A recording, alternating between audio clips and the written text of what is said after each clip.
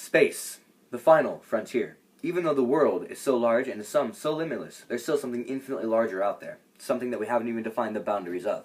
Are there boundaries to space? Well, that's what some private space companies are trying to figure out. The question still remains though, should we really fund these companies? These are some of the spacecrafts used by private companies such as Lockheed Martin, Armadillo Aerospace, Interorbital, and Blue Origin. This is the New Shepard by Blue Origin. This one is the SpaceX Dragon, currently active. And this shuttle is called X-33 and was made by Lockheed Martin. This crash excursion was cancelled, however, and it has not been launched. This column graph shows the funding given to NASA from 1989 to 2013. Fully up-to-date information, as in, that of which came from 2014, was not available as of December 1st and cannot be shown here. The monetary values have been converted to the values of 2014 versus their respective years.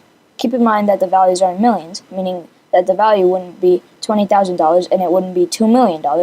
It would instead be $200 billion. That may seem like a lot, but this is in the static of 2014 value, and it is also over the course of a whole year of scientific research. During the early years, technology innovation and development proceeded. This footage was taken from the Cable Satellite Public Affairs Network, more commonly known as C-SPAN. Footage shows Donna Edwards, representative of Maryland, and a ranking member on the Science, Space, and Technology Subcommittee. She was discussing NASA's technologies and how much it has allowed us to advance in the tech field in the U.S. Without that technology, we wouldn't have as many advancements today. For example, airbags. Without airbags, so many more people would be dead as of right now. Water, and we can't even find a car that's manufactured today that doesn't have that technology. Thoughts on space funding? Space funding has typically been a taxpayer-based way to provide money for the space program.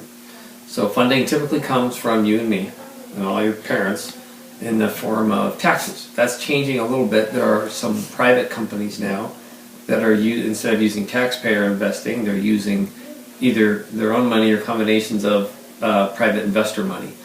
Either way, funding typically comes from a wide source of people. That's how we do it in the United States. In Europe, it's typically funded exclusively by the government, which is, again, taxpayer funding. So that's typically how it works. I think it's a good model because space exploration and getting things into space is tremendously expensive, and it helps society as a whole, so it really makes sense that society pays for it. How much money do you think companies should get for space exploration? I don't think there's a real dollar value to come up with because it really depends on what you're trying to do. So space exploration can involve humans in space, which is tremendously expensive because of all the safety concerns with humans. It could involve just sending robots into space or probes.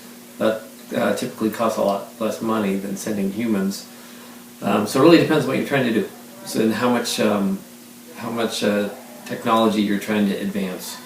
So I think traditionally we learn the most by having humans involved because it pushes technology the furthest. And we typically learn more in exploration by having people involved. So that's usually the most expensive endeavor.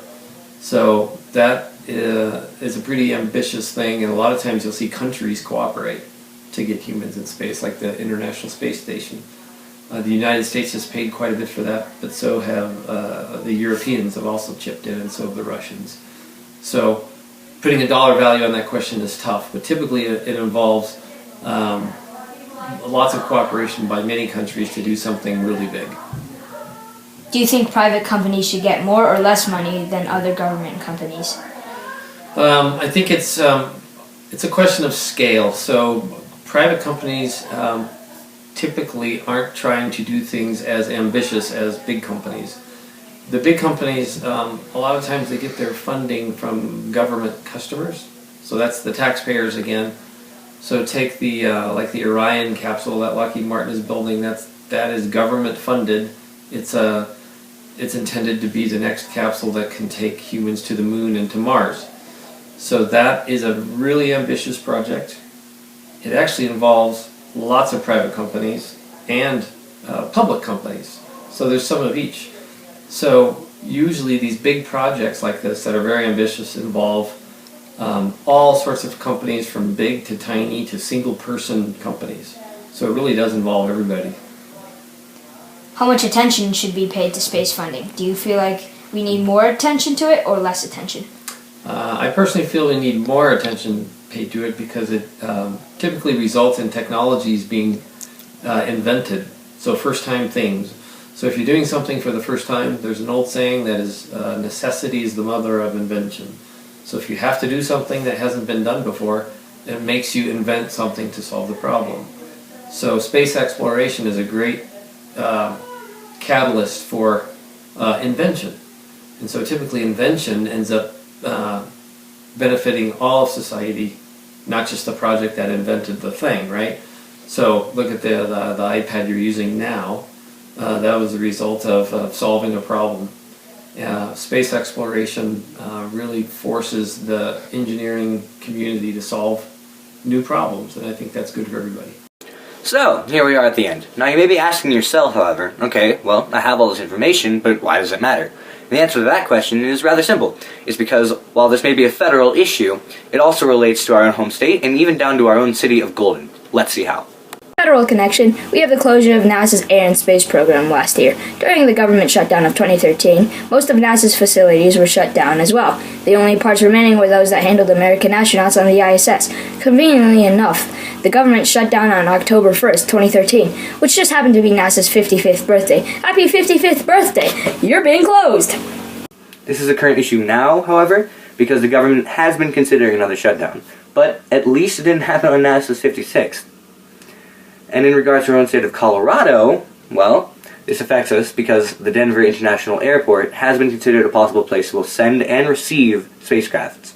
Not much information has been released on this possibility, but it has been considered. Down to Golden indeed, our very own Bell Middle School. This affects us locally because of Bell's iSTEM program and its CASES project. The CASES project is a project that will allow Bell iSTEM students to send a science experiment to the ISS on a SpaceX Dragon craft that will stay in orbit for about a month and then return to Earth. So basically, let's recap.